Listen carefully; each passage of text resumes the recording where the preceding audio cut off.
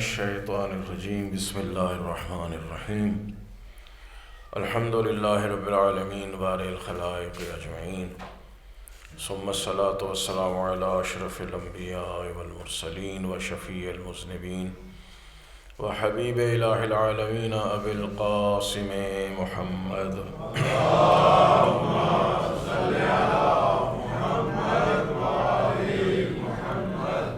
وأهل بيته الطيبين الطاهرين المعصومين المظلومين ولعنة الله على أعدائهم أجمعين أما بعد فقد قال الله الحكيم بسم الله الرحمن الرحيم يا أيتها النفس المطمئنة ارجعي إلى ربك راضية مرضية فادخلي في عبادي وادخلي جنتي صلوات بھیج محمد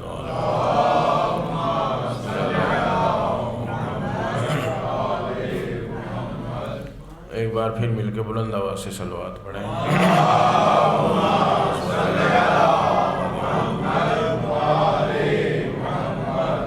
پروردگار عالم بحق محمد و آل محمد علیہ السلام ہم سب کی دعاؤں کو مستجاب فرمائے۔ پروردگار جن جن مومنین نے التماس دعا کے لیے کہا ہے ان کی خصوصی حاجات کو پورا فرمائے، تمام مرحومین کی مغفرت فرمائے، خصوصاً حبانیان مجالس کی اور آپ سب کے مرحومین کی، میرے مرحومین کی مغفرت فرمائے، ان سب کو اعلیٰ علیین میں جگہ عطا فرمائے، اور خالق اس وقت تک ہمیں موت نہ دے جب تک وہ ہمیں معاف نہ فرما دے، تمام حاجات کو پورا فرمائے، امام زمان علیہ السلام کے ظہور میں تعجیل فرمائے، اور ہمیں آقا کی دعاؤں میں شامل فرمائے۔ بلند تر صلوات بھیج دیں۔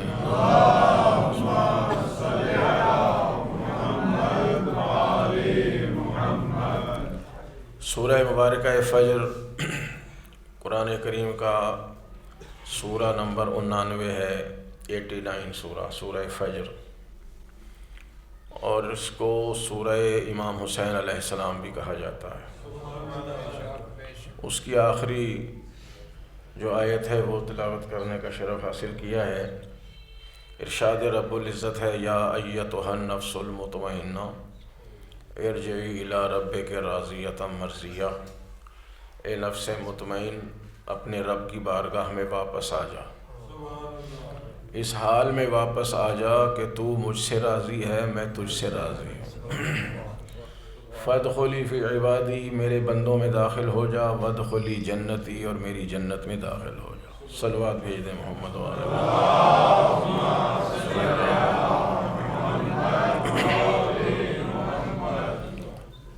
اس آیت کے ذیل میں کچھ عرض کرنا ہے، اور ظاہر ہے کہ مجلس کا مقصد یہی ہوتا ہے کہ انسان اپنی معلومات میں کچھ اضافہ لے کے جائے۔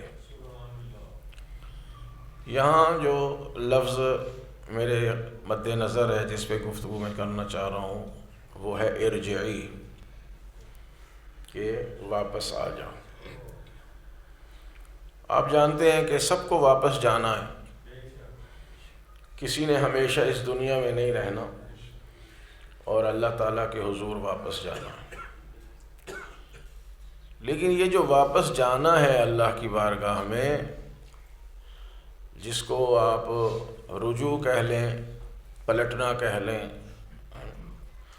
وہ قرآن کریم میں 3 قسم کا ہے۔ یعنی انسانوں کا خدا کی طرف واپس جانا، آخرت میں خدا کی بارگاہ میں پیش ہونا، چاہے اس کو یوں کہہ لیں، وہ 3 قسم سے کہ 3 قسموں پر ہمیں بتایا گیا ہے کہ 3 قسم کا رجوع ہے، 3 قسم سے لوگ اللہ کی طرف جائیں گے۔ اور یہ 3 قسمیں اس لیے ہیں کہ اللہ نے فرمایا، ہمیں بتایا کہ دنیا میں انسان بھی 3 قسم کے ہیں، 3 قسموں کے انسان ہیں، اور ان کا واپس جانا بھی 3 قسم پر مشتمل ہوگا۔ ہر قسم کے لوگ اپنی قسم سے واپس جائیں گے، گھبرا تو نہیں رہنا۔ یہ سورہ مبارکہ واقعہ آپ پڑھتے ہیں، اور ضرور پڑھنا چاہیے، اور ہر روز پڑھنا چاہیے۔ پیغمبر اسلام صلی اللہ علیہ وآلہ وسلم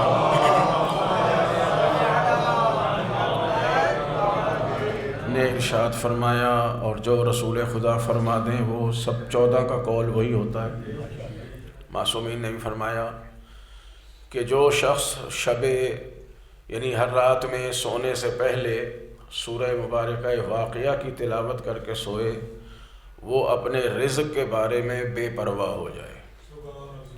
اللہ تعالیٰ اس کے ویسے بھی اللہ رازق ہے، مگر سورہ واقعہ پڑھ کے سونے والے کا خصوصی رزق اللہ اپنے ذمے لے لیتا ہے۔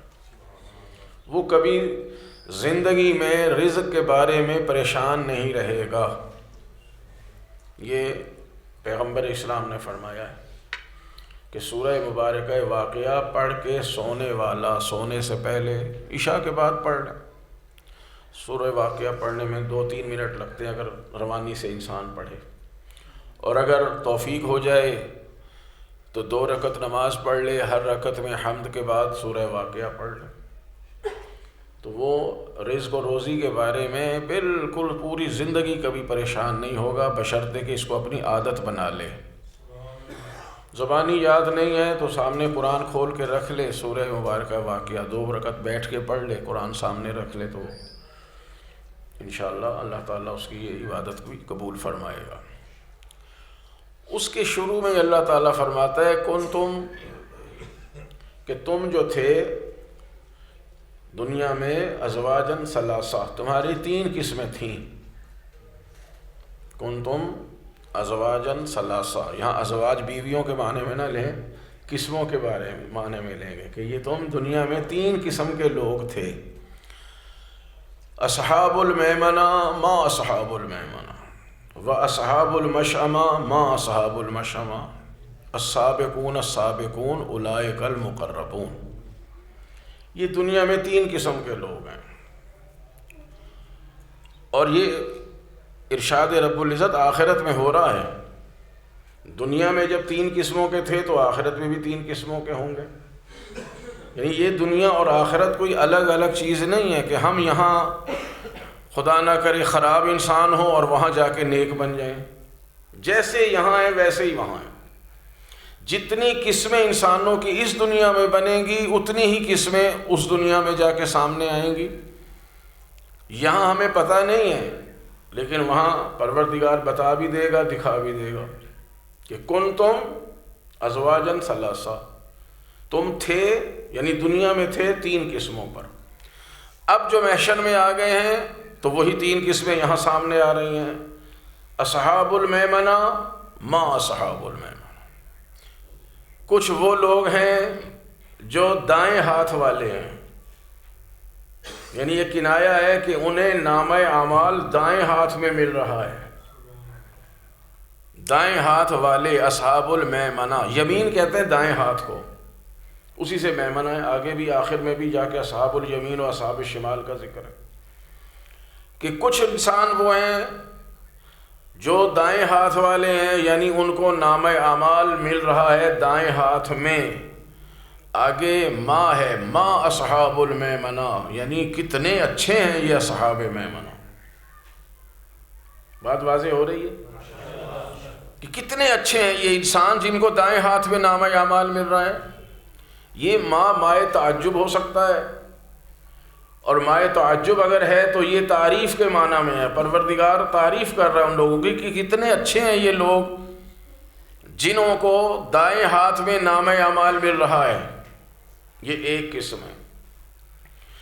دوسری قسم ہے کہ اصحاب المیمنہ اصحاب المشأمہ ما اصحاب المشأمہ، کچھ وہ ہیں شوم بدبخت، یعنی جن کو بائیں ہاتھ میں نامہ اعمال مل رہا ہے۔ وہاں بھی مائے تعجب ہے، مگر وہ مذمت کے معنی میں ہے کہ کتنے برے ہیں یہ جن کو بائیں ہاتھ میں نامہ اعمال مل رہا ہے۔ یہ 2 قسمیں ہو گئیں۔ فرمایا السابقون السابقون، اور کچھ وہ ہیں جو ہر جگہ سبقت حاصل کرنے والے ہیں، ہر میدان میں آگے ہی آگے ہیں۔ اولئک المقربون، پروردگار فرماتا ہے یہی سابقون میرے مقرب بندے ہیں۔ 3 قسمیں بتائیں نا، ایک اصحاب الیمین ہے، اصحاب المیمنہ جن کو دائیں ہاتھ میں نامہ اعمال مل رہا ہے۔ اللہ ان کی تعریف کر رہا ہے کہ بہت اچھے لوگ ہیں یہ، جنہوں نے دنیا میں محنت کی ہے، حرام سے بچایا اپنے آپ کو، حلال اور واجبات پر عمل کیا ہے، بڑے اچھے لوگ رہے، پاک دامن رہے، اور اب قیامت کے دن آ کے ان کو نامہ اعمال مل رہا ہے دائیں ہاتھ میں۔ اور یہ اصحاب المیمنہ جو ہیں، اصحاب المشأمہ، یہ بڑے شوم ہیں۔ شوم یعنی منحوس، بدبخت، گندے لوگ، انہیں الٹے ہاتھ میں نامہ اعمال مل رہا ہے۔ اور جب آپ انشاءاللہ قرآن کریم کی تلاوت فرماتے ہیں اور ترجمے کے ساتھ بھی پڑھیں گے تو آپ دیکھیں گے کہ جن کو تو ملے گا دائیں ہاتھ میں نامہ اعمال، انہیں فرشتے بڑے احترام سے آ کے نامہ اعمال دیں گے دائیں ہاتھ میں، اور جن بیچاروں کو ملے گا الٹے ہاتھ میں، فرشتہ سامنے آ کے نہیں دے گا، بڑی توہین اور اہانت سے پیچھے کی طرف سے پھینک دے گا کہ لے یہ اپنا نامہ اعمال دیکھ لے۔ اور قرآن کریم فرماتا ہے جس کو دائیں ہاتھ میں ملے گا نا، وہ خوشی سے جھوم رہا ہوگا، خوشی سے آوازیں بلند کر رہا ہوگا، اور دوستوں کو کہے گا ہاؤ اقرؤ کتابیہ، آؤ میرا نامہ اعمال دیکھو، آؤ میرا نامہ اعمال دیکھو۔ جیسے بچہ امتحان میں پاس ہو جائے تو خوشی خوشی دوستوں کو بھی دکھاتا ہے، وہ رزلٹ کارڈ اپنے گھر بھی لے کے آتا ہے، خوشی سے اس کے جو ہے نا وہ پھولے نہیں سماتا، اور جو بیچارہ فیل ہو جاتا ہے وہ کسی کو منہ نہیں دکھاتا، سب سے چھپتا پھرتا ہے۔ تو یہاں بھی اللہ تعالیٰ نے یہی منظر کشی کی ہے کہ جن کو نامہ اعمال دائیں ہاتھ سے ملے گا وہ خوشی سے چلا رہا ہوگا کہ آؤ دیکھو میرا یہ نامہ اعمال۔ کیوں نہ خوش ہو؟ دنیا میں مشکلات اٹھا کے جا رہا ہے، اللہ تعالیٰ کے احکامات کی پابندی کر کے جا رہا ہے، تو اس کو نامہ اعمال مل رہا ہے دائیں ہاتھ میں۔ اور وہ جنہیں بائیں ہاتھ میں مل رہا ہے، بڑی اہانت اور توہین کے ساتھ ملائکہ جو ہیں وہ پیچھے سے اس کی طرف نامہ اعمال پھینک دیں گے۔ اور اللہ فرماتا ہے کتنے برے ہیں یہ اصحاب المشأمہ کہ جن کو الٹے ہاتھ میں نامہ اعمال مل رہا ہے۔ اور پھر فرماتا ہے السابقون السابقون۔ یہاں اصحاب کی بات نہیں ہے، یہاں لفظ اصحاب نہیں لگایا کہ سبقت والے نہیں کہا، نامہ اعمال والے نہیں کہا کہ ان کو نامہ اعمال ملے گا کہ نہیں ملے گا، کہاں ملے گا، نہیں کہا سابقون السابقون اولئک المقربون، یہ جو میرے سبقت حاصل کرنے والے بندے ہیں یہ تو میرے ہیں ہی قرب میں، انہیں نامہ اعمال دینے کی ضرورت نہیں، میں نے ان کا نامہ اعمال رکھا ہی نہیں ہے، اس لیے کہ یہ تو تھے ہی میرے مقرب بندے ہیں۔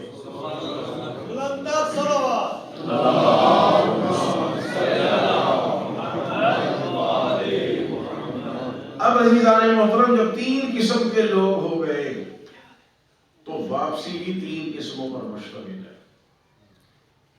کہیں اللہ تعالیٰ فرماتا ہے ترجعون، کہ تمہیں واپس لایا جائے گا، تمہارا دل نہیں چاہے گا۔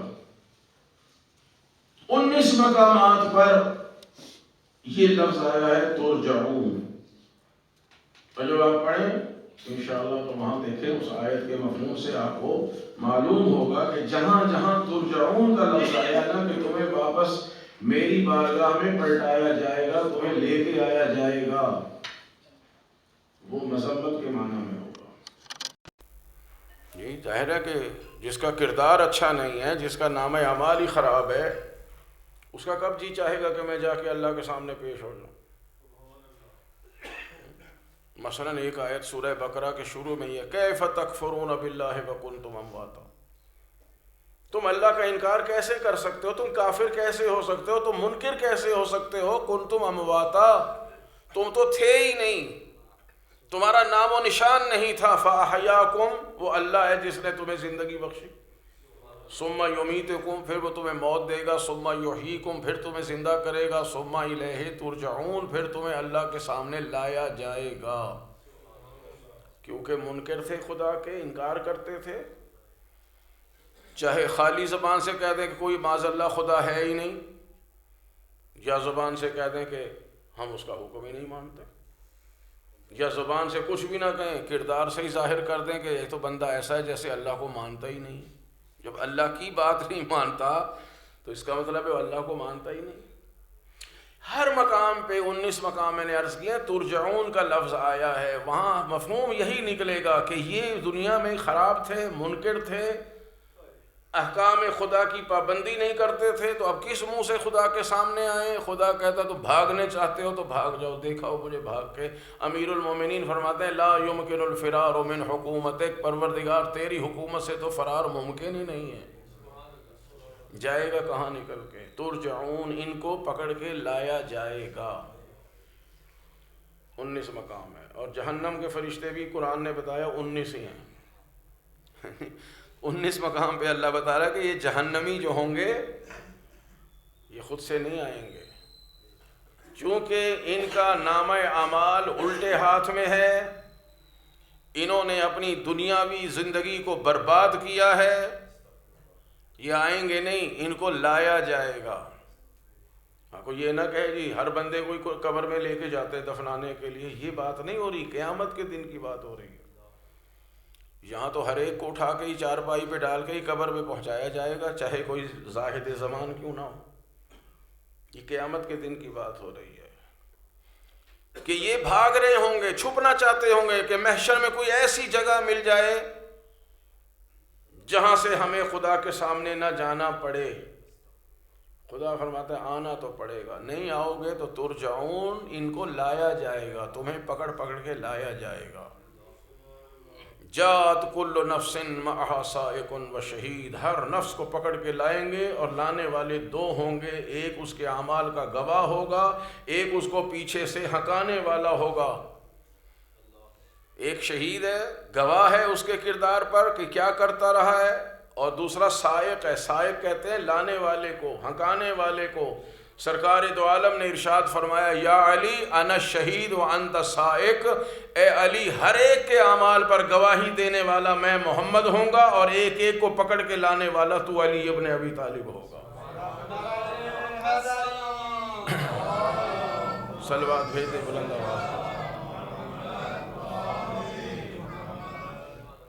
تو اللہ فرماتے ہیں یہ آنا نہیں چاہیں گے، نام اعمال خراب ہے ان کا، انہیں لایا جائے گا۔ اور جن کے ہاتھ میں، دائیں ہاتھ میں نام اعمال ہے، وہ تو خوشی سے پھولے نہیں سما رہے ہوں گے، وہ تو کہیں گے کہ جناب جلد از جلد ہم خدا کے سامنے جائیں اور اپنا یہ نام اعمال دکھائیں اور جنت کا پروانہ لیں اور جنت کی طرف ہم روانہ ہو جائیں۔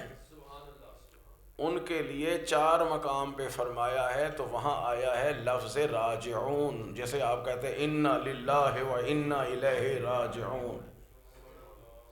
ترجعون کا معنی یہ ہے کہ ان کو لایا جائے گا، راجعون کا معنی یہ ہے کہ یہ خود آ رہے ہیں، نہ اللہ نے بلایا ہے نہ کوئی پکڑ کے لانے والا ہے، وہ خوش اتنے ہیں کہ خود بخود خدا کی بارگاہ میں جا رہے ہیں۔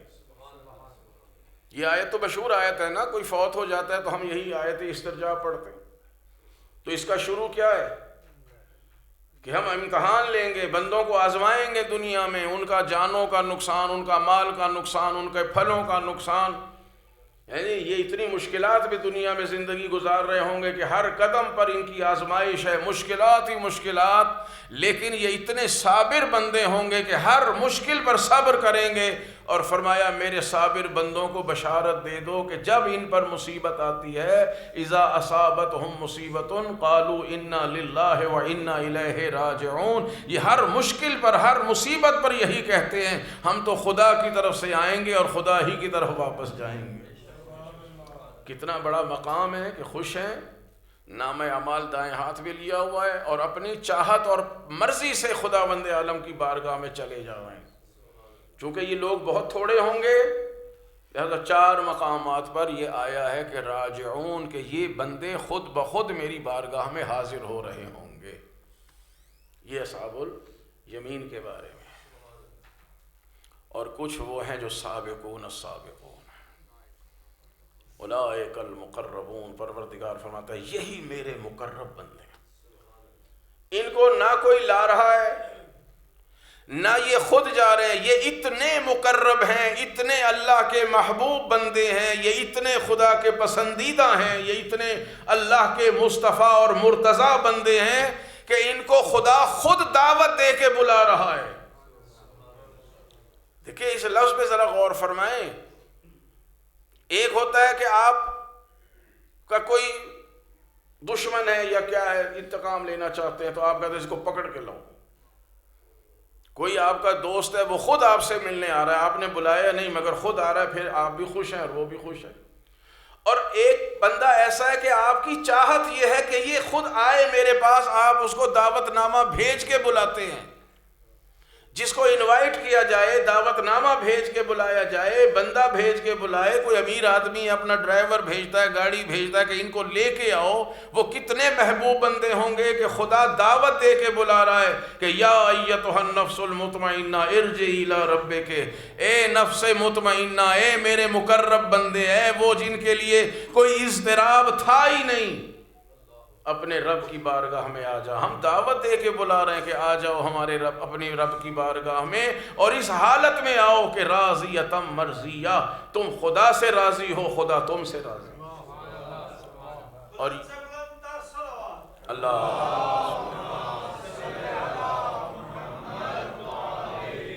اتنے مقرب ہیں، اتنے محبوب ہیں، خدا کو اتنے پسند ہیں کہ پروردگار خود دعوت دے کے بلا رہا ہے، ارجعی، چلے آؤ، آ جاؤ، الی ربک، اپنے رب کی طرف۔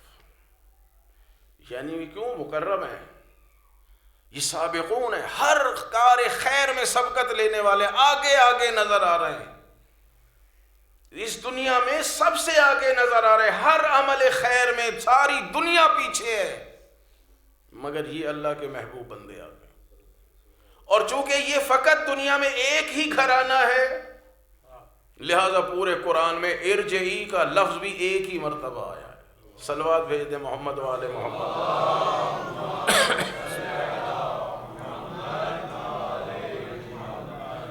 چونکہ ایک ہی گھرانہ ہے، جن کے ایک ایک فرد کو پروردگار نے نفس مطمئنہ کہا ہے۔ سرور کائنات ہیں تو وہ نفس مطمئنہ، مولا کائنات ہیں تو وہ نفس مطمئنہ ہے۔ شب ہجرت گواہ ہے، یعنی شب ہجرت، لوگ ہجرت کا واقعہ بیان کرتے ہیں، سرسری حضور مکے سے چلے، کسی صاحب کو ساتھ لیا اور مدینے پہنچ گئے۔ اتنی آسانی سے نہیں پہنچے، کوئی بستر پہ سویا ہے اپنی جان دینے کے لیے، کوئی شخص تھا، کوئی ہستی تھی، کوئی ذات مقدس تھی، کوئی اللہ کا مرتضی بندہ تھا جس نے مصطفیٰ کو بچانے کے لیے اپنی جان کو خطرے میں ڈالا۔ 40 قبیلوں کی تلواروں کے سائے میں جو اطمینان سے سو جائے اسے علی ابن ابی طالب کہتے ہیں۔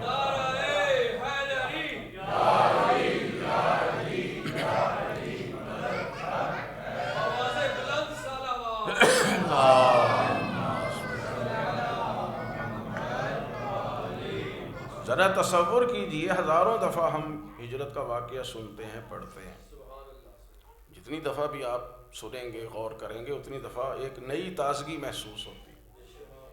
شب ہجرت خطرناک ترین رات ہے، امیر المومنین کی زندگی کی خطرناک ترین رات ہے شب ہجرت۔ رسول خدا تو تشریف لے گئے، اور پھر علامہ مجلسی نے بھی لکھا ہے اور علماء نے بھی لکھا ہے کہ رسول خدا نے فرمایا علی میرے بستر پہ سو جاؤ، اللہ نے حکم دیا کہ علی کو سلاؤ اور خود ہجرت کر جاؤ۔ مولا کیا پوچھتے ہیں؟ بچہ بچہ جانتا ہے، یا رسول اللہ کیا میرے سونے سے آپ کی جان بچ جائے گی؟ کتنی محبت ہے اس جملے میں، کتنی محبت ہے امیر المومنین کی اس جملے میں کہ یا رسول اللہ کیا میرے سونے سے آپ کی جان بچ جائے گی؟ یہ بھی ہمیں بتانے کے لیے فرمایا ہے کہ ہم تک یہ بات پہنچ جائے۔ سرکار نے فرمایا ہاں اسی لیے تمہیں سلایا جا رہا ہے کہ تیرے سونے سے میری جان بچ جائے گی۔ علماء ہمارے فرماتے ہیں، اور علامہ مجلسی سے میں نقل کر رہا ہوں، وہ فرماتے ہیں کہ امیر المومنین نے فوراً شکر کا سجدہ کیا ہے، اس سے پہلے شکر کا سجدہ ہوتا ہی نہیں تھا، اور طولانی شکر کا سجدہ تھا، بالکل جس طرح ہم ان کی تعظیم میں، ان کی سنت میں سجدہ شکر بجا لاتے ہیں کہ دیر تک اس پیشانی کو زمین پہ رکھا، پھر دائیں رخسار کو رکھا، پھر بائیں رخسار کو رکھا، پھر اپنی پیشانی کو رکھا کہ پروردگار تیرا شکر ہے کہ تو نے محمد مصطفیٰ کی جان کی حفاظت کے لیے مجھ علی ابن ابی طالب کا انتخاب کیا، اور پھر اتنے اطمینان سے سوئے، اتنے اطمینان سے سوئے، جبکہ سنتے ہیں کہ اتنے 40 قبیلے کم از کم نقل ہوئے ہیں، سب مسلح کھڑے ہیں، تلواریں لے کے کھڑے ہیں، حملہ کرنے چاہتے ہیں کہ رات کو ہی حملہ کر دیں۔ تو کسی نے کہا کہ جائیں گے کہاں، یہ سامنے ہی تو سو رہے ہیں، ہم نے بھی ان کے گھر کو محاصرے میں لیا ہوا ہے، اور رات کے وقت حملہ نہ کریں، عرب کی غیرت کے خلاف ہے، لہٰذا صبح ہوتے ہی ہم محمد مصطفیٰ کو نعوذ باللہ قتل کر دیں۔ ساری رات گھیرے میں رکھا ہے، اور امیر المومنین فرماتے ہیں جیسی اطمینان کی نیند مجھے اس رات آئی ہے زندگی میں پھر کبھی آئی ہی نہیں۔ یہ نفس مطمئنہ ہے امیر المومنین۔ اسی طرح اس خاندان کے جس معصوم فرد کو آپ دیکھیں، بلکہ اس گھرانے کے بچے بھی اگر دیکھیں تو کہیں اضطراب نظر نہیں آتا۔ یہ گھرانہ تو وہ ہے کہ شب عاشور جناب قاسم علیہ السلام جب یہ سنتے ہیں کہ صبح کل قربانی پیش کرنی ہے تو وہ مضطرب نہیں ہوتے، بلکہ اس شوق میں کہ کہیں ایسا نہ ہو کہ میرا نام رہ جائے، میں ابھی پتہ کر لوں میں بھی شہیدوں میں شامل ہوں یا نہیں۔ کتنا عظیم جملہ ہے کہ چچا کیا میرا نام بھی کل شہداء کی فہرست میں ہے؟ امام نے فرمایا، امام ہمیں دکھانا چاہ رہے ہیں در حقیقت کہ دیکھو خاندان اہل بیت کے بچوں کا نفس کتنا مطمئن ہے کہ بیٹا موت تیرے نزدیک ہے کیسی؟ تو کہا احلی من العسل، موت تو ہمارے نزدیک شہد سے بھی زیادہ میٹھی۔ یہ نفس مطمئنہ ہے، یہ ہے وہ مقرب بندے جو ہر کار خیر میں آگے ہی آگے ہیں، جن کو خدا خود دعوت دے کے بلا رہا ہے، آ جاؤ میری بارگاہ میں آ جاؤ۔ اور ان میں اگر دیکھیں فرد فرید جناب فاطمہ الزہرا صلوات اللہ علیہ، اس میں دو لفظ ہیں آگے، راضیتم مرضیہ، یہ سب کے لیے حال واقع ہو رہا ہے۔ حال عربی میں، عربی زبان میں حال اس کو کہتے ہیں حالت کو، یعنی جو فاعل ہے وہ کام کس حالت میں کر رہا ہے، جس کے لیے یہ کام انجام دیا جا رہا ہے، جس پر یہ کام انجام دیا جا رہا ہے وہ کس حالت میں ہے۔ ارجعی، آجا اس حال میں کہ تو مجھ سے راضی اور میں تجھ سے راضی۔ سب کے لیے، رسول خدا سے لے کر امام زمان تک یا امام حسن عسکری تک، سب کے لیے یہ حال ہے، لیکن جناب فاطمہ الزہرا سلام اللہ علیہا کے یہ نام ہیں۔ توجہ فرمائیے آپ نے، سب کی یہ کیفیت ہے، حالت ہے، مگر بی بی دو عالم کے لیے اللہ کے ہاں جو 9 نام ہیں ان میں سے 2 نام یہ ہیں، راضیتاً مرضیتاً۔ یعنی اگر ہم یہ ترجمہ کریں، اے فاطمہ زہرا، اے نفس مطمئنہ فاطمہ زہرا، اپنے رب کی بارگاہ میں واپس آ جا۔ دیکھیے نفس بھی مؤنث ہے، مطمئنہ بھی مؤنث ہے، ارجعی کا لفظ بھی مؤنث ہے، راضیتاً کا صیغہ بھی مؤنث ہے، مرضیتاً کا لفظ بھی مؤنث ہے، تو سارے لفظ مؤنث ہیں، اور 14 میں ایک ہی بی بی مؤنث ہے۔ تو ہم کہہ سکتے ہیں کہ یہ آیت جس طرح امام حسین علیہ السلام کے لیے ہے، تو ان سے پہلے یہ آیت جناب فاطمہ زہرا سلام اللہ علیہا کے لیے۔ بی بی کی ذات پہ صلوات بھیج دیں۔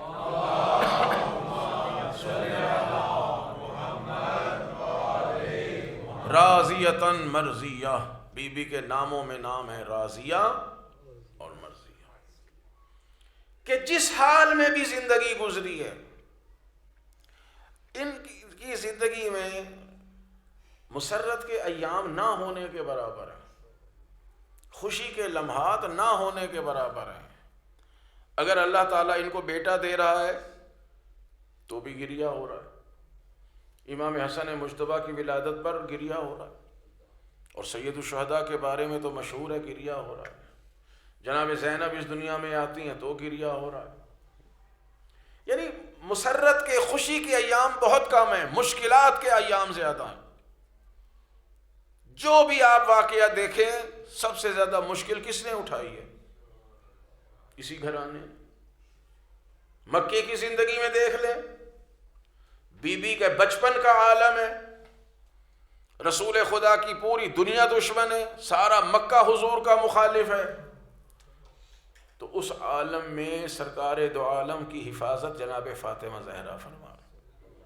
اپنے بابا کو دیکھ رہی ہیں زخمی ہو رہے ہیں، بابا کو دیکھ رہی ہیں لوگ پتھر مار رہے ہیں، بابا کو دیکھ رہی ہیں کانٹے بچھائے جا رہے ہیں، لوگ نعوذ باللہ سرکار کی توہین کرتے تھے، تو سائے کی طرح ساتھ ساتھ کون ہے؟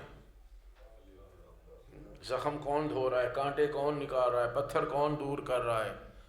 یہ فاطمہ زہرا صلوات اللہ علیہا کی ذات ہے۔ چونکہ بہت ہی بچپن تھا بی بی کا، شاید 5 سال کا زمانہ ہو، جناب خدیجہ رحلت پا چکی تھی، اور اس سے پہلے شیب ابی طالب کی مشکلات ہیں۔ 3 سال اس شیب ابی طالب میں جو خاندان بنی ہاشم نے گزارے، اہل بیت نے گزارے ہیں، کہتے ہیں ان میں سب سے کم سن فاطمہ زہرا صلوات اللہ علیہا تھی، جبکہ کھانے کو کچھ نہیں ملتا ہے، جڑی بوٹیاں، اور وہ بھی آپ جانتے ہیں مکے کی سرزمین ہے، قرآن نے کہا وادی لم یزرع، یہاں کچھ اگتا نہیں ہے، بڑی مشکل سے اگر کوئی خود رو جڑی بوٹی نکل آئی ہے یا کھجوروں کے پتے مل گئے، ان کو ابال کے بچوں کو مطمئن کرنے کے لیے کہ کچھ تیار ہو رہا ہے، دیگچی میں کچھ پک رہا ہے، یہ کچھ چیزیں ابالی جا رہی ہیں تاکہ یہ بچے بیچارے کچھ کھا پی لیں۔ اس بچپن کے عالم میں اس مصیبتوں کو برداشت کرنے والی ہیں، اور السابقون السابقون، ہر مشکل میں آگے شیب ابی طالب کے بعد کون سی راحت ملی؟ پھر ہجرت کا واقعہ ہے، ہجرت کے بعد مدینے میں آ کے کون سا زندگی پرسکون گزری ہے؟ جنگوں پہ جنگیں ہیں، بدر ہے، احد ہے، اور اس کے بعد حنین ہے، خیبر ہے، خندق ہے، جتنی بھی جنگیں ہیں ہر جنگ میں مولا کائنات تشریف لے جا رہے ہیں۔ بی بی کی ایک مشکل یہ ہے کہ میرے بابا کی حفاظت ہو جائے، دوسری مشکل یہ ہے کہ میرے شوہر کی حفاظت ہو جائے، مشکلات ہی مشکلات ہیں، اور لیکن ہر مشکل کو راضیتاً بن کے گزارا ہے، ہر مشکل پہ راضی ہیں، ہر کار خیر میں سبقت ہے، گھر میں فاقے ہیں، مگر آنے والے سائل کو کبھی دروازے سے خالی ہاتھ نہیں جانے۔ ایک مقام پہ اپنی چادر بیچنے کا مرحلہ آ جاتا ہے کہ اپنی چادر یہودی کو بیچ دوں، لیکن آنے والے سائل کو دروازے سے خالی ہاتھ نہ جانے۔ اور پھر یہ فدق کے معاملات تو آپ جانتے ہی ہیں، رات بھی میں نے عرض کیا تھا کہ ہزاروں درہم کی آمدنی ہونے کے باوجود جناب سیدہ کے گھر میں اس میں سے 1 درہم بھی کبھی استعمال نہیں ہوا اور نہ آیا، راستے میں ہی تقسیم ہو رہا ہے، اور بی بی راضی ہیں۔ السابقون السابقون، خود امیر المومنین علیہ الصلوۃ والسلام، کتنی زمین ہے مولا نے اپنے دست مبارک سے آباد کی ہے، کتنے کنویں امیر المومنین نے اپنے دست مبارک سے کھولے ہیں، اور ان میں پانی جاری ہوا ہے، فوراً ہاتھ بعد میں دھوتے تھے، مولا اس زمین کو، اس کنویں کو، ایک کاغذ اور قلم آپ کے تھیلے میں ہوتا تھا، فوراً کاغذ قلم نکال کے وقف نامہ تحریر کر دیتے تھے کہ یہ سارے بندگان خدا کے لیے وقف کر رہا ہوں، اور بی بی کو پتہ چلتا تھا، سجدہ شکر بجا لاتی تھی، پروردگار تیرا شکر ہے تو نے مجھے ایسا سخی شوہر عطا کیا ہے، ہر کار خیر میں سب مشکلات، اور ہر مشکل کو ایسے برداشت کیا ہے جیسے انسان اپنے کسی محبوب چیز کو پسند کرتا ہے، تبھی تو راضیہ کا لقب پایا، راضیہ کا نام پایا، راضیتاً مرضیہ، تو مجھ سے راضی میں تجھ سے، اور یہی سیرت ہے پورے خاندان کی۔ یعنی کوئی سوچ سکتا ہے کہ روز عاشور سے کوئی بڑی مصیبت ہوگی کسی کے لیے بھی؟ روز عاشور سید الشہداء شہید ہو گئے، جناب زینب تشریف لاتی ہیں، اور بھائی کی لاش پر امام نے فرمایا تھا میری زندگی میں کوئی باہر نہ آئے۔ ارباب مقاتل لکھتے شہادت کے بعد بھی آئی ہیں میدان میں اپنے بھائی کی لاش پر، اور بھائی کی لاش کو دیکھ کر خدا کا شکر ادا کیا کہ پروردگار تیرا شکر ہے کہ تو نے دین کی اس حفاظت اور خدمت کے لیے ہمارے خاندان کا انتخاب کیا۔ اتنے مقرب بندے خدا کے کوئی اور ہو سکتے ہیں؟ یہ گھرانہ ہے، یہ تربیت ہے جناب فاطمہ زہرا سلام اللہ علیہ، راضیہ، ہر عمل کے میدان میں سبقت ہے، ہر مشکل کو خندہ پیشانی سے برداشت کرتی ہیں، کسی کی مشکل کو دیکھ نہیں سکتی۔ امام حسن مجتبی علیہ الصلوۃ والسلام ارشاد فرماتے ہیں کہ ساری ساری رات میری ماں مصلی عبادت پہ کھڑی رہتی تھی اور نماز شب میں جب آخری رکعت میں ہاتھ اٹھاتی تھی لوگوں کے نام لے لے کے دعا کرتی تھی. فرماتے ہیں میں نے بچپن میں ایک دفعہ کہا ماں ہمارے لیے بھی دعا کریں. آپ نے فرمایا الجار ثم الدار، بیٹا پہلے ہمسایوں کے نام لینے ہیں، پہلے اوروں کے لیے دعا کرنی ہے، پھر اپنے گھر والوں کے لیے دعا کرنی. یہ ہے وہ سابقون السابقون، یہ ہے نفس مطمئنہ. مشکلات میں کوئی اضطراب نہیں ہے، کوئی پریشانی نہیں ہے، جانتی ہیں یہ اللہ کی خاطر ہے، اور جو مشکل خدا کی خاطر آئے وہ اس گھرانے کے لیے مشکل ہے ہی نہیں. حسین انہی کے بیٹے ہیں نا. یزید نے شمر سے پوچھا، ابن زیاد نے شمر سے پوچھا کہ تو وہ آخری فرد ہے جو حسین کے قریب تھا، تو تھا جس نے حسین علیہ السلام کی گردن کو جدا کیا، ہمیں یہ بتا حسین کا عالم کیا تھا، حسین مضطرب تھے یا نہیں؟ اس نے کہا نہیں، جیسے جیسے شہداء کے لاشیں اٹھاتے تھے حسین تو پہلے ہی بہت نورانی تھے، حسین کے چہرے کا نور بڑھتا چلا جاتا، حسین کے اطمینان میں اضافہ ہوتا چلا جاتا تھا، وہاں اضطراب نام کی کوئی شے ہی نہیں تھی. یہ ہے وہ اللہ کے سابقون اور مقرب بندے. جب اتنے محبوب بندے ہوں خداوند عالم کے تو خدا چاہتا یہی ہے کہ یہ جلدی سے میرے قریب آ جائیں، میرے پاس آ. ارجعی الی ربک راضیۃ مرضیہ، آ جاؤ نفس مطمئنہ والے، میرے بارگاہ میں آ جاؤ، تم میرے مقرب بندے ہو. راضیۃ مرضیہ، اس حال میں کہ تم مجھ سے راضی، میں تم سے. اور میں نے عرض کیا بی بی کا تو نام ہی راضیہ اور مرضیہ. فادخلی فی عبادی، میرے بندوں میں داخل ہو جاؤ. ہم سب کہتے ہیں ہم اللہ کے بندے ہیں، کیا اللہ بھی کہتا ہے یہ میرے بندے ہیں؟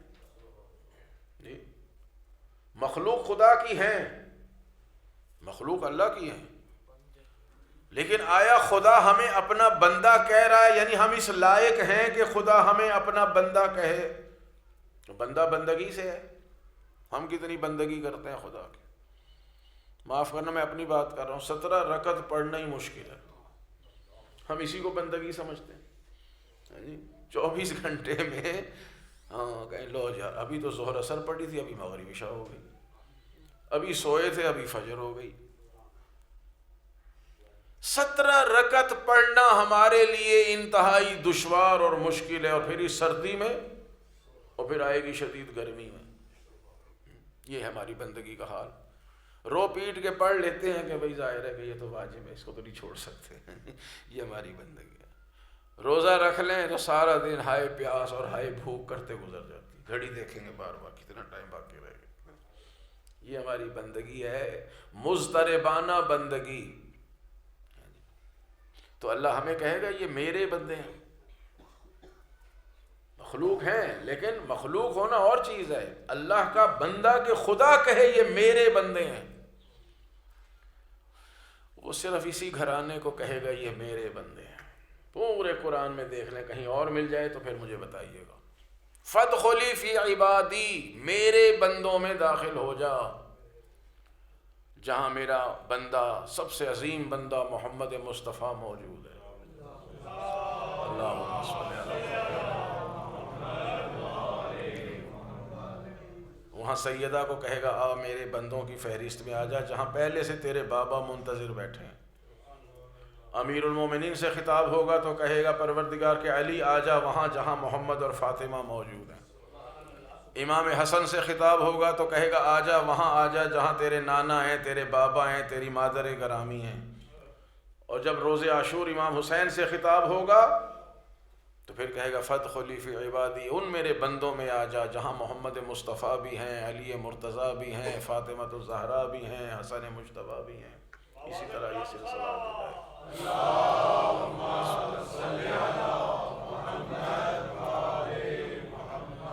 بس عزیزان محترم، سیدہ کی ذات پہ گفتگو ہے. ہم کہاں اور جناب سیدہ کی شان کہاں. جسے رسول کہیں فاطمہ تو بضعۃ منی، فاطمہ میرا ٹکڑا ہے. جسے کہے فاطمہ تو روحی بین جنبایا، فاطمہ میرے دو پہلوؤں کے درمیان جو روح ہے وہ فاطمہ زہرا ہے. جو روح محمد مصطفیٰ صلی اللہ علیہ وآلہ وسلم ہو کہ یہ فاطمہ میرے دو پہلوؤں کے درمیان روح ہے. وہ دو پہلوؤں کے درمیان علماء نے اس جملے کی تفسیر یوں کی ہے کہ حضور کے دونوں جمبایا سے مراد یہاں یہ ظاہری پہلو نہیں لیے، کہ حضور کے دو پہلو سے مراد عہدہ رسالت ہے اور عہدہ نبوت ہے، کہ میری رسالت اور نبوت کا مرکز فاطمۃ الزہرا صلوات اللہ علیہا، جو مرکز رسالت اور نبوت بن جائے. اور عام رسالت نہیں، ختم رسالت، اور عام نبوت بھی نہیں، ختم نبوت. یعنی ختم نبوت اور رسالت کا مرکز ہے جناب فاطمۃ الزہرا صلوات اللہ علیہا کی ذات. اللہم صلی اللہ.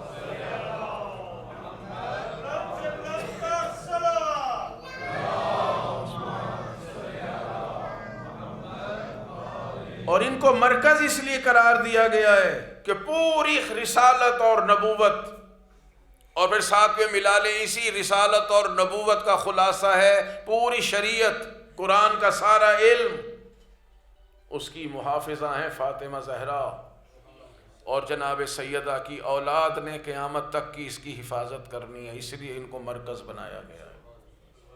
اور یہی بی بی محافظہ ولایت امیر المومنین بھی ہیں، محافظ خلافت امیر المومنین بھی ہیں، اور محافظ امامت امیر المومنین علیہ السلام بھی ہیں.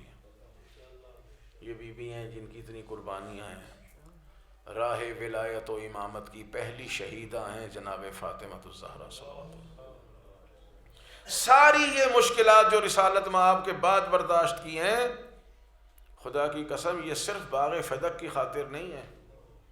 بی بی سخی ہیں، مال دنیا سے کیا غرض ہے ان کو؟ جو آتا تھا وہ پہلے بھی غربا میں تقسیم ہوتا تھا. اس دربار میں جا کے جو عظیم الشان خطبہ ارشاد فرمایا ہے وہ حق کے ولایت اور حق کے حکومت امیر المومنین علیہ السلام کی خاطر تھا. اگر صرف مسئلہ وراثت ہوتا، کہ حالانکہ یہ مسئلہ وراثت تھا نہیں، لیکن چونکہ ادھر سے اس کو وراثت کا عنوان دے دیا گیا، ورنہ تو یہ پہلے تو حضور ہبہ کر چکے تھے. جو چیز ہبہ ہو جائے وہ تو زندگی میں دے دی، اس پر تو وراثت کا اطلاق ہوتا ہی نہیں. لیکن چونکہ انہوں نے ہبہ کو تسلیم نہ کیا اور ایک من گھڑت روایت بیان کر دی کہ آپ کے بابا نے کہا ہے کہ نحن معاشر الانبیاء لا نرث ولا نورث ما ترکناہ صدقہ، ہم انبیاء جو ہیں نہ وارث بنتے ہیں نہ کسی کو وارث بناتے ہیں، جو کچھ چھوڑ کے جاتے ہیں وہ تو صدقہ ہوتا ہے. بی بی نے فرمایا چپ، عجیب بات ہے، تمہارا اس سے کوئی تعلق نہیں تھا، تمہیں میرے بابا نے یہ بات بتائی، مجھ سے براہ راست تعلق تھا، مجھے ایسی کوئی بات نہیں بتائی. دیکھیے نا، بچہ بھی اگر غور کرے تو سمجھ جائے گا کہ حق بی بی کا تھا. جی اگر فرض کریں ہبہ نہ بھی مانے، وراثت میں لے آئیں تو حق کس کا ہے؟ جناب سیدہ کا. بی بی کے علاوہ تو کوئی اور اولاد رسول کریم کی اس وقت تھی نہیں، تو حق تو بی بی کا ہے. تو جاتے ہوئے رسول خدا نے اتنی باتیں بتائی ہیں، تو یہ نہیں بتانا تھا کہ بیٹی ہم کوئی وراثت نہیں چھوڑ کے جاتے، تم وراثت کی بات نہ کرنا، ہم انبیاء کا کوئی وارث نہیں ہوتا. بی بی نے کہا عجیب بات ہے، تمہارا تعلق نہیں تھا، تمہیں یہ بات بتائی، اور میرا تعلق تھا، مجھے یہ بات نہیں بتائی. اور بی بی جناب ام ایمن کو لے کے گئی ہیں. یہ فلسفہ کیا ہے؟ ام ایمن تھی رسالت مآب کے والد محترم کی کنیز، جناب عبداللہ کی کنیز تھی. غلام اور کنیزیں بھی وراثت میں اولاد کو ملتی تھیں. ام ایمن جناب عبداللہ کی وفات کے بعد رسالت مآب کو وراثت میں ملی کنیز، اور بی بی جناب ام ایمن کو لے کے گئیں اور پوچھا یہ کون ہے؟ یہ میرے بابا کی کنیز ہے کہ نہیں؟ کہا ہے. کہا یہ کہاں سے آئی؟ کہا یہ ان کے والد کی کنیز تھی جو تمہارے بابا کو ملی. فرمایا اگر انبیاء وارث بنتے نہیں ہیں تو میرے بابا نے یہ وراثت قبول کیوں کی؟ اور فرما رہے ہیں آپ، یعنی جس زاویے سے بھی وہ لوگ آئے ہیں نا، بی بی نے ان کی بات کی کاٹ کی ہے. اگر انہوں نے ایک بنی بنائی روایت کو پیش کیا ہے، موضوع حدیث پیش کی ہے، تو بی بی نے قرآن سے استدلال کیا ہے کہ انبیاء وارث بنتے بھی تھے اور وارث بناتے بھی تھے۔ فرمایا افی کتاب اللہ ان ترث اباک ولا ارث ابی، کہیں اللہ کی کتاب میں قرآن میں لکھا ہے کہ تو اپنے باپ کا وارث بنے اور میں اپنے بابا کی وارث نہ بنوں؟ کیا ہمارے لیے کوئی الگ شریعت ہے اور امت کے لیے کوئی الگ شریعت ہے؟ وہی شریعت ہے میرے بابا کی جو ساری امت کے لیے ہے، وہی شریعت اہل بیت کے لیے۔ اور پھر بی بی نے قرآن سے استدلال کیا ہے کہ کل تم کہتے تھے جب میرے بابا نے کہا تھا لاؤ کاغذ اور قلم ایک ایسی حدیث لکھ دوں کہ جس کے بعد تم میرے بعد کبھی گمراہ نہ ہو، تو تم نے کہا تھا ہمارے لیے قرآن کافی ہے۔ اب میں قرآن سے استدلال کر رہی ہوں اور تم اس کے مقابلے میں ایک بنی بنائی روایت لے کے آ رہے ہو۔ نہ تمہارا ایمان قرآن پر ہے، نہ تمہارا ایمان حدیث پر۔ مکمل طور پر بی بی نے جسے کہتے ہیں نا تابوت میں آخری کیل ٹھونک دی کہ میں تو ام ایمن کو لے کے آئی ہوں، یہ تو میرے بابا کو وراثت میں ملی۔ تو اگر انبیاء وارث بنتے نہیں تھے تو میرے بابا تو خاتم الانبیاء ہیں، انہوں نے اس وراثت کو کیسے قبول کر لیا؟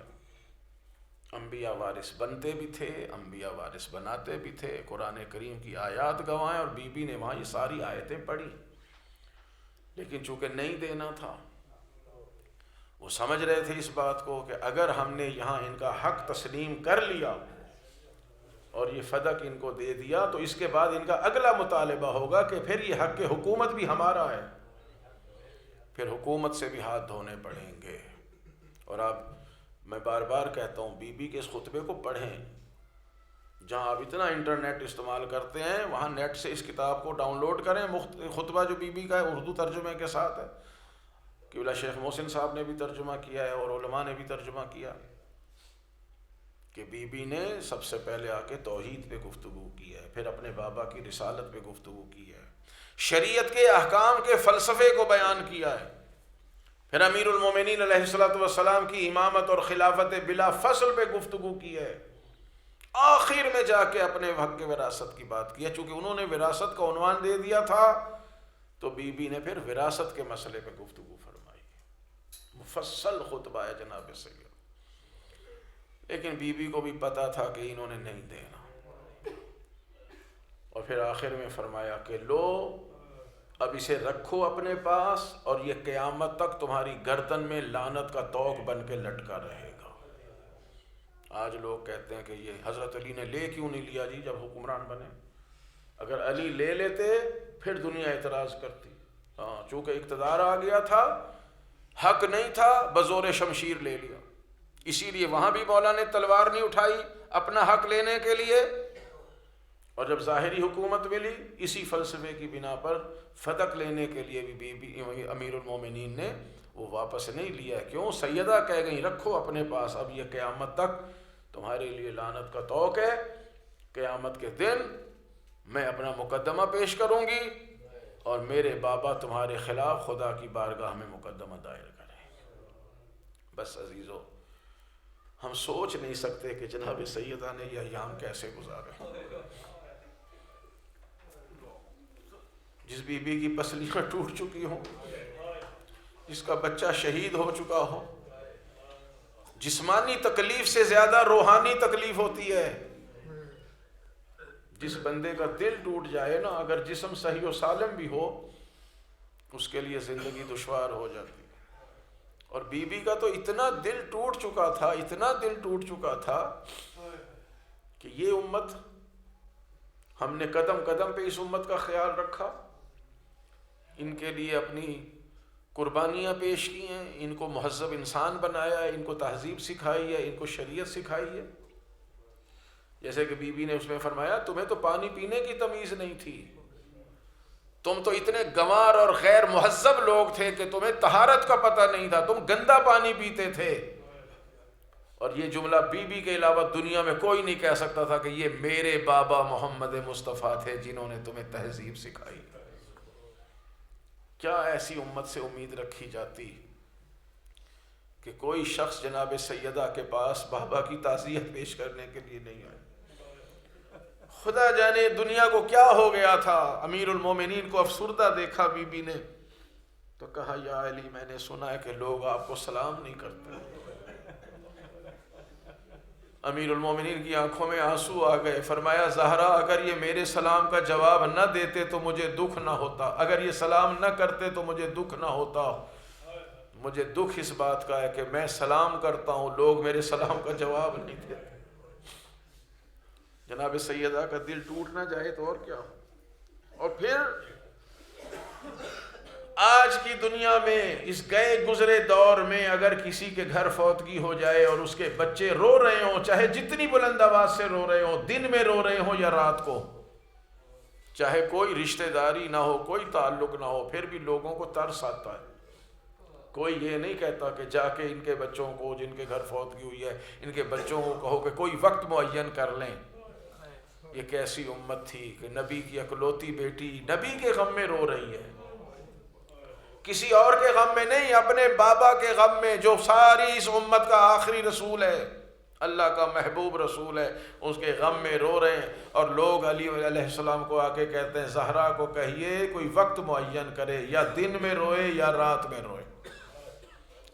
شروع سے لوگوں کو اس گھرانے سے کوئی ایسی ضد ہے کہ نہ ان کا رونا پسند ہے، نہ ان کی محبت میں عام لوگوں کا رونا پسند۔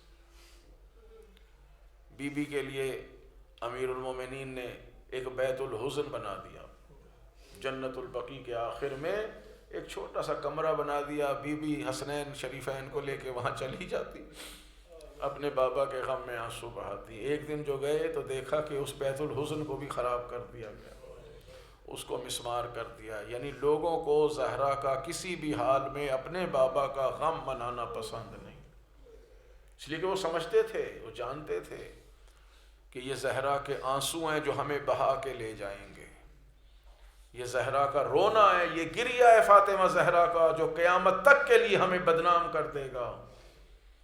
یہ وہ زہرا ہیں، شب شہادت ہے آج جناب سیدہ، یہ وہ رات ہے کہ جب جناب سیدہ نے کہا یا علی میرے قریب بیٹھے، میری کچھ وصیتیں سن لیں، کچھ میری وصیتیں ہیں۔ کیا عظیم بی بی ہے، یہ کس کی بیٹی ہے؟ جناب خدیجہ الکبریٰ کی۔ وہ جناب خدیجہ ہیں جنہوں نے سارا مال جناب رسالت میں آپ کے قدموں میں ڈال کے رکھ دیا کہ یہ اسلام کی نشر و اشاعت میں کام آئے۔ سرکار دو عالم نے پوچھا خدیجہ اس کے بدلے میں کیا چاہتی ہو؟ کہا ایک چیز چاہتی ہوں، کل کو قیامت کے دن کہہ دینا پروردگار میں خدیجہ سے راضی ہوں۔ یہ انہی جناب خدیجہ کی بیٹی ہیں، جناب امیر المومنین کے سامنے بیٹھ کے کہتے ہیں یا علی میری ایک طلب ہے آپ سے، ایک چیز چاہتی ہوں آپ سے۔ فرمایا کیا چاہتی ہو؟ کہا بس قیامت میں خدا کے سامنے کہنا پروردگار میں فاطمہ زہرا سے راضی ہوں۔ میں عرض کروں بی بی آپ کو تو خدا راضیہ کہہ رہا ہے، آپ کو تو خدا مرضیہ کہہ رہا ہے۔ بہرحال کہا یا علی میری کچھ وصیتیں سن لیں، جنہوں نے میرا پہلو زخمی کیا ہے، جنہوں نے میرے محسن کو شہید کیا ہے، ان کو میرے مرنے کی اطلاع نہ دینا، وہ میرے جنازے پہ نہ آئیں۔ چند افراد کے نام بتائے جن میں جناب سلمان ہیں، ابو ذر ہیں، مقداد ہیں، کہ یہ لوگ میرے جنازے پہ آئیں، ان کے علاوہ امت کا کوئی فرد میرے نماز جنازہ میں شریک نہ ہو۔ یا علی آپ خود مجھے غسل دیں اور آپ خود مجھے کفن دیں، اور رات کی تاریکی میں جب سارا مدینہ سو رہا ہو اس وقت میرا جنازہ اٹھایا جائے۔ یا علی میرے بچوں سے آپ تو ویسے بہت محبت کرتے ہیں، لیکن میری شہادت کے بعد آپ یقیناً اور نکاح فرمائیں گے، مگر میرے بچوں کا خیال رکھنا۔ یہ مختلف وصیتیں ہوتی رہیں۔ بس عزیزو اس رات میں جناب سیدہ اس دنیا سے تشریف لے گئی۔ عالم یہ ہے مظلومیت کی انتہا دیکھیے، کسی کے کوئی مر جائے کوئی نہیں روکتا اس کے بچوں کو رونے سے، چاہے آدھی رات ہو، چاہے صبح ہو، چاہے شام۔ لیکن چونکہ بی بی کی وصیت تھی، کتنی مظلومہ ہے بی بی کہ کسی کو پتہ نہ چلے کہ نبی کی بیٹی اس دنیا سے چلی گئی ہے۔ امیر المومنین کبھی امام حسن کو روکتے ہیں بیٹا بلند آواز سے نہ رونا، کبھی امام حسین کو روکتے ہیں بیٹے بلند آواز سے نہ رونا، کبھی شہزادیوں کو روکتے ہیں بلند آواز سے نہ رونا۔ تاریخ میں روایت میں آپ پڑھ سکتے ہیں جا کے کہ شہزادے اپنا قمیص کا کپڑا منہ میں لے لیتے تھے تاکہ ہماری آوازیں بلند نہ ہو جائیں۔ یہ وہ رات کی تاریکی ہے جس میں امیر المومنین غسل دے رہے ہیں جناب سیدہ کو، اور عالم یہ ہے کہ امیر المومنین جیسا صابر زارو قطار رو رہے ہیں۔ جناب فضہ پوچھتی ہیں جو ام ایمن ہے پانی لا رہی ہیں، پوچھتی ہیں یا علی اس گریے کی وجہ کیا ہے؟ امیر المومنین فرماتے ہیں فضہ ام ایمن زہرا کے بدن یا طہر پر کچھ ایسے زخم ہیں جو پوری زندگی زہرا نے مجھے بتائے نہیں۔ جنازہ تیار ہوا اور امیر المومنین نے فرمایا آؤ بچوں اپنی ماں سے الوداع کر لو۔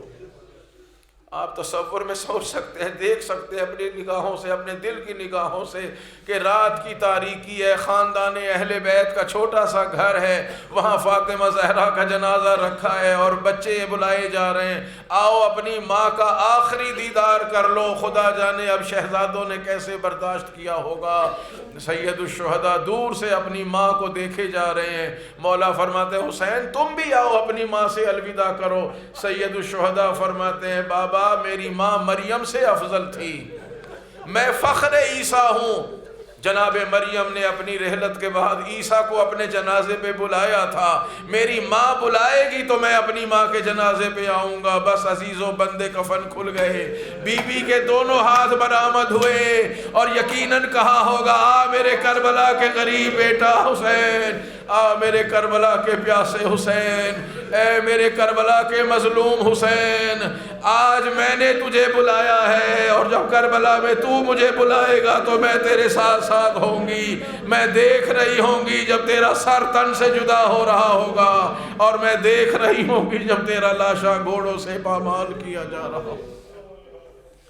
وَسَيَعْلَمُ الَّذِينَ ظَلَمُوا أَيَّ مُنْقَلَبٍ يَنْقَلِبُونَ۔ پروردگار اس توسل کو قبول فرما، اس ذکر کو، ان آنسوؤں کو ہماری آخرت کا ذخیرہ قرار دے۔ ان آنسوؤں کے صدقے میں ہمارے گناہوں کو معاف فرما، جناب سیدہ کی شفاعت ہمارے شامل حال فرما، ان مجالس کو اپنی بارگاہ میں قبول فرما، اس کا بہترین اجر بانیان مجلس کو، حاضرین کو اور مجھ حقیر کو عطا فرما، اس کا ثواب ہم سب کے مرحومین کے نام اعمال میں درج فرما، انہیں جناب سیدہ کا مہمان قرار دے۔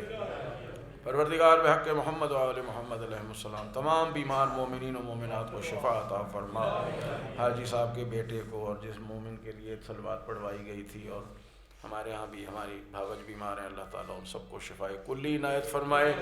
پروردگار تو جانتا ہے جہاں جہاں مریض ہیں تو ہی شافی امراض ہیں، ان کو شفا عطا فرما۔ فلسطین کے مظلوم مسلمانوں کی نصرت فرما، ظالموں جابروں قاتلوں کو پروردگار جہنم میں نیست و نابود فرما۔ پروردگار پوری امت مسلمہ اور خصوصاً شیعیان امیر المومنین دنیا میں جہاں کہیں ان کی حفاظت فرما، علماء اعلیٰ مراج اعظام رہبر معظم اور مومنین کی حفاظت فرما، ان سب کو طول عمر عنایت فرما، ہمیں زندگی میں کسی کا محتاج نہ فرما، دنیا میں آل محمد کی زیارت اور آخرت میں ان کی شفاعت نصیب فرما۔ جناب سیدہ اور ان کی اولاد طیبہ کے صدقے میں جن کے ہاں اولاد نہیں ہے ان کو اولاد صالح عطا فرما، جنہیں اولاد عطا فرمائی ہے ان کی بہترین تربیت کرنے کی توفیق عنایت فرما، ہمارے علم میں اضافہ فرما اور علم پر عمل کرنے کی توفیق عنایت فرما، ہمارے آقا و مولا کے ظہور میں تعجیل فرما اور ہمیں ان کی دعاؤں میں شامل فرما۔ ربنا تقبل منا انک انت السمیع العلیم، آمین یا رب العالمین، بحق محمد و آلہ المعصومین، رحم اللہ من یقرأ الفاتحہ۔